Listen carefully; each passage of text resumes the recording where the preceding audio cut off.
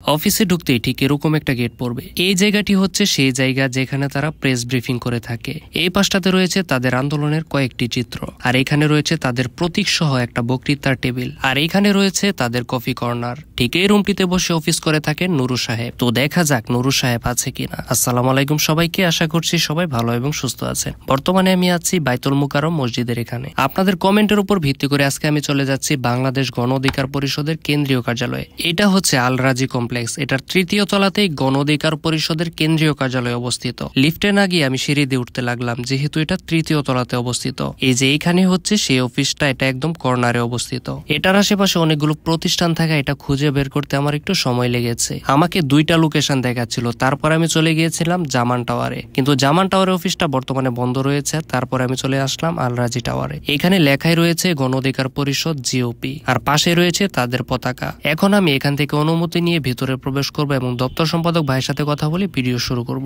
রিসিপশনে ঢুকতেই শুরুতে দেখা যাচ্ছে ডান পাশে রয়েছে বাংলাদেশের পতাকা এবং বাম পাশে তাদের সংগঠনের পতাকা, আর এই পাশটাতে রয়েছে বিভিন্ন আন্দোলনের স্থির চিত্র। এই রিসিপশনে অনেকগুলো মানুষ বসেছিল। তারপরে আমি দপ্তর সম্পাদক ভাইয়ের সাথে কথা বললাম, সে বলল ভিডিও করতে পারেন, কোনো সমস্যা নাই। এখন আমি ঢুকবো তাদের মূল অফিসটাতে। এখানে ঢুকতেই দেখা যাচ্ছে কতগুলো মানুষ বসে আছে, তারা হয়তো এখানে বসে কোনো কাজকর্ম করছে। তারপরে বাম দিকে দেখা যাক কি রয়েছে। বাম দিকে দেখা যাচ্ছে ওইখানে দুইটা রুম রয়েছে, এখানে সম্ভবত নুরু সাহেবরা বসে থাকেন। একটু পরে যাচ্ছি সেখানে, আর এখানে বসে তারা প্রেস ব্রিফিং করে থাকে। এছাড়াও যখন প্রেস ব্রিফিং না থাকে তখন নেতারা বসে এখানে নানান ধরনের আলাপচারিতা করে থাকে। এছাড়া বড় ধরনের কোনো মিটিং থাকলে কিন্তু এখানে আয়োজন করে থাকে। এই জায়গাটিতে অনেক মানুষ কাজে ব্যস্ত ছিল। তারপরে আমি যেটা বুঝলাম, হয়তো কিছুদিনের মধ্যে তাদের প্রতিষ্ঠা বার্ষিকী, সেটার প্রোগ্রাম সম্পর্কে তারা আলোচনা করছিল এখানে বসে। তবে এই সংগঠনের অফিসটা দেখে বোঝা যাচ্ছে তারা আর্থিকভাবে এত একটা সচ্ছল না, হয়তো মোটামুটি চলে যায় তাদের যে বিষয়টা। যেহেতু এটা নতুন একটা সংগঠন হয়েছে, হয়তো এই জন্য এই পরিস্থিতি হতে পারে। যত দিন যাবে তত উন্নতি করবে। এখন আপনারা যে পিলারটা দেখতে পাচ্ছেন, এই পিলারের মধ্যে অনেকগুলো ছবি টানানো রয়েছে। সেই 2018 সাল থেকে শুরু করে বিভিন্ন সময়ের বিভিন্ন আন্দোলনের ছবি কিন্তু এখানে রয়েছে।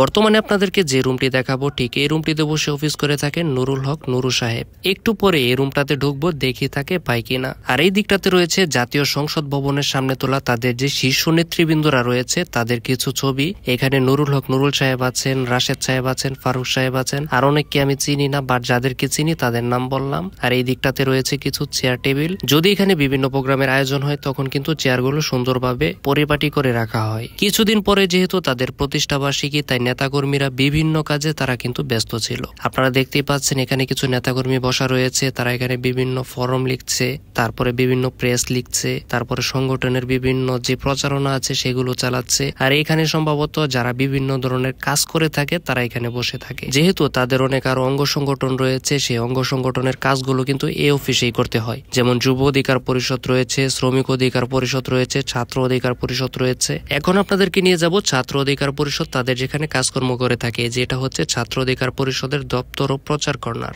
আপনারা দেখতে পাচ্ছেন এখানে দুইটি ডেস্ক রয়েছে, এখান থেকে তারা তাদের কার্যক্রম পরিচালনা করে থাকে। আমি যতটুকু জানি, গণ অধিকার পরিষদ প্রতিষ্ঠার আগে ছাত্র অধিকার পরিষদ প্রতিষ্ঠা হয়েছিল, আর সেটা হয়েছিল নুরুল হক নুরু সাহেবকে সভাপতি করে। এই সংগঠনটার অনেকগুলো ভাঙন সৃষ্টি হয়েছিল, দুইটি গ্রুপে বিভক্ত হয়ে গিয়েছিল। একটা নুরুল হক নুরু সাহেবের গ্রুপ ছিল, আরেকটা সম্ভবত অন্যজনের গ্রুপ হয়ে গিয়েছিল। এখন বর্তমানে একটা গ্রুপই রয়েছে। প্রতিষ্ঠাকাল থেকেই এই সংগঠনটা বাংলাদেশের জাতীয় রাজনীতিতে একটা ভালো প্রভাব বিস্তার করতে সক্ষম হয়েছিল। জাতীয় রাজনীতিতে নেতৃত্ব দেওয়ার মতো অনেকগুলো নেতা কিন্তু এই সংগঠন থেকে বের হয়ে এসেছে, অর্থাৎ ওদের তৈরিটা এই সংগঠন থেকেই। এইখানে রয়েছে তাদের যে দলীয় প্রতীক রয়েছে সেটা সহ একটা বক্তৃতার টেবিল। এই পাশটাতে রয়েছে তাদের চা এবং কফি কর্নার। যখন কোনো প্রোগ্রামের আয়োজন করে থাকে এই অফিসটাতে, তখন কিন্তু এখান থেকে চা সার্ভ করে থাকে। আমি এই অফিসটাতে প্রায় সন্ধ্যার দিকে গিয়েছিলাম, অনেক দেরি হয়ে গিয়েছিল, তাই তাড়াতাড়ি ভিডিও করে চলে আসি। একটু আগে তো আপনাদেরকে দেখালাম এই পাশটাতে রয়েছে ছাত্র অধিকার পরিষদের কর্নার।